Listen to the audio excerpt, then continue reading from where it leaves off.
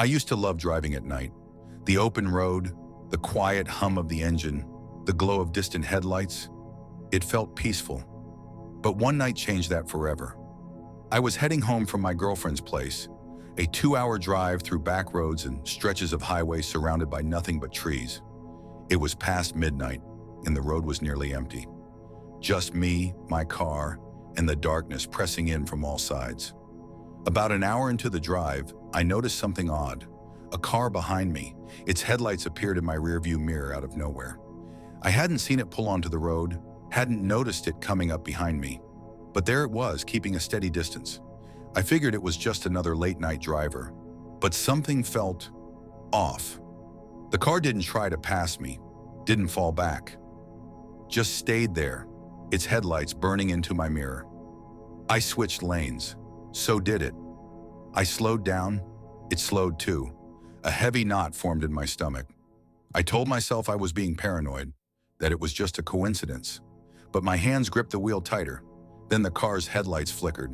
Not a normal flicker, more like they glitched, like a bad signal cutting in and out. And that's when I realized something even worse. I couldn't see the driver. At first I thought maybe the glare was too strong, but no, there was no one behind that wheel. No silhouette, no hands on the steering wheel. Just an empty driver's seat. My chest tightened. I glanced at the road signs. 5 miles until the next exit. I pressed my foot to the gas. The car behind me sped up too. It was inches from my bumper now, its engine silent, headlights still flickering.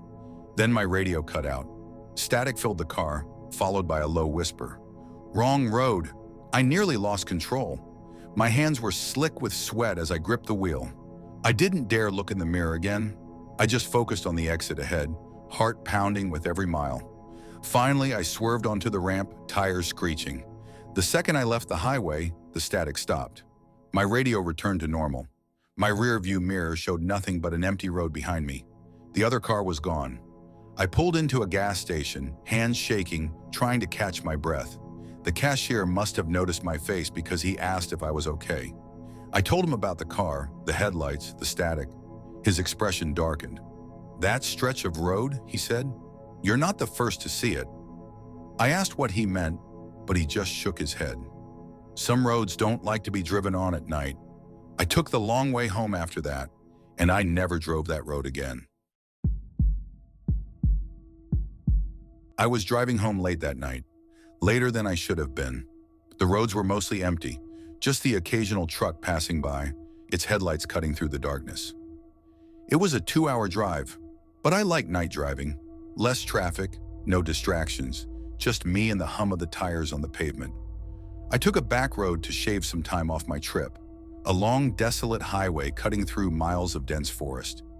No streetlights, no houses, just road and trees.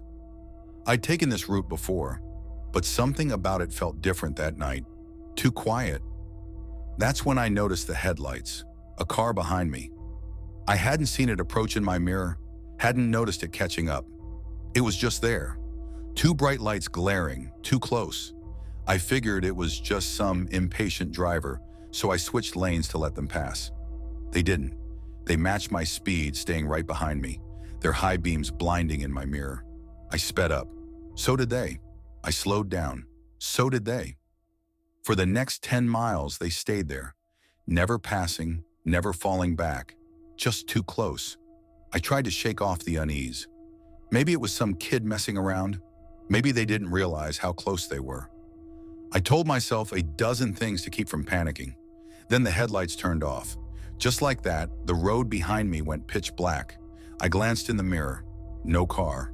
There were no exits, no turns, no place they could have gone. Just empty roads stretching behind me. My hands tightened on the wheel. A few minutes passed and I tried to push it out of my mind. But then, a thump. Something hit the back of my car. My breath caught in my throat. I checked the mirror. Nothing. Then, another thump. Louder this time, like something heavy shifting in my trunk. My mouth went dry. My mind raced through possibilities. A flat tire? Something loose in the back? But the sound was deliberate. Then my phone lit up. An unknown number was calling. I hesitated, then answered with a shaky, "Hello?" Silence. Then a voice, low, hoarse, and too close.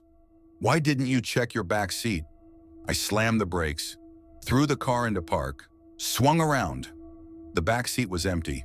The trunk was locked. The road behind me? Still deserted. My pulse pounded in my ears as I fumbled to restart the car, my only thought getting the hell out of there. I made it home in record time, locked my doors, and sat in my driveway for almost an hour before I could stop shaking. The next morning, I went outside to check my car in daylight. Everything seemed normal, except for the dust on my trunk. Someone had dragged their hand across it, and below that, etched faintly into the dirt, "See you next time." My name is Alex, and I used to love night drives. The open road, the quiet hum of the engine, the way the world felt emptier, like I had it all to myself.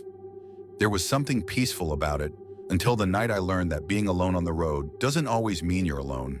It was a little past 1 a.m. when I first noticed the car. I was driving down Route 17, a long, desolate stretch of highway cutting through thick forest. I had made this trip dozens of times before. A 4-hour drive home after visiting my sister, nothing unusual. My gas tank was full, the road was empty, and I was looking forward to getting home and collapsing into bed. Then I saw the headlights. At first, they were just a pair of distant orbs in my rearview mirror, appearing so gradually that I couldn't even tell when they'd arrived.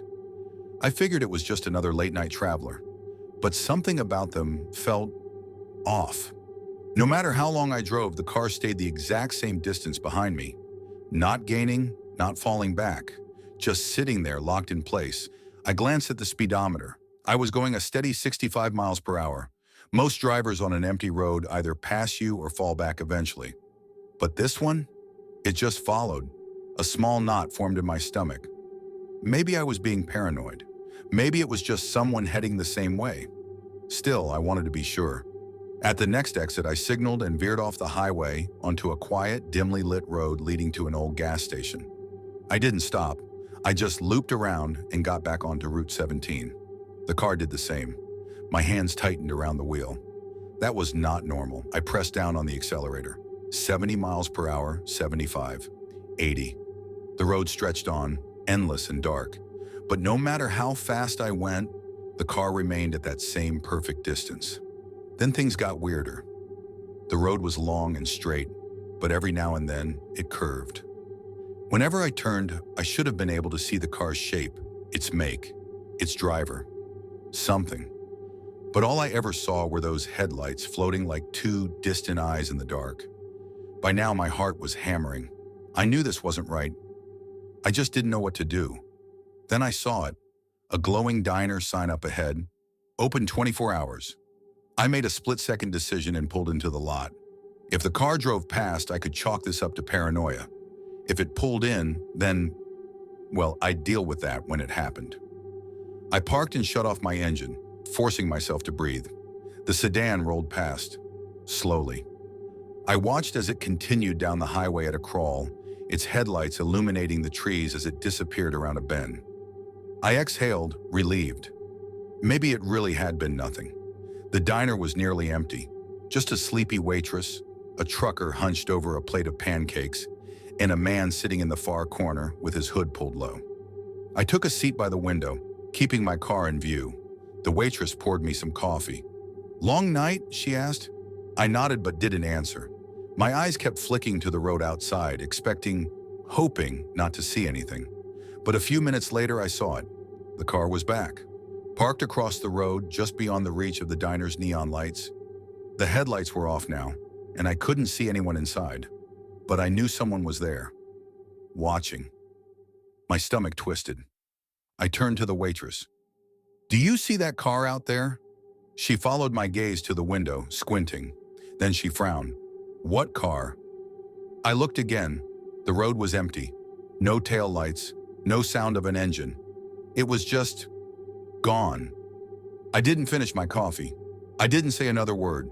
I left a crumpled bill on the counter, rushed to my car, and drove straight home, gripping the wheel so tightly my knuckles ached. I didn't look in the rearview mirror. I didn't check the highway cameras the next day, and I never took Route 17 at night again, because deep down, I knew. If I had waited just a little longer, if I had let my curiosity get the best of me, I might have seen who or what was driving that car. And I don't think I was supposed to.